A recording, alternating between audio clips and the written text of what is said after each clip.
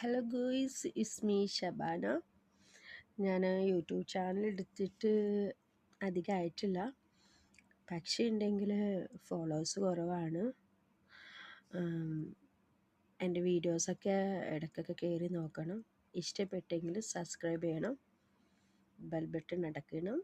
അങ്ങനെയല്ല പറയേണ്ടത്, അടക്കണം എന്നല്ല, അടിക്കണം. എനിക്ക് യൂട്യൂബ് ചാനൽ ക്രിയേറ്റ് ചെയ്തപ്പോഴത്തേക്കും ഭയങ്കര സന്തോഷമുണ്ടായിന്.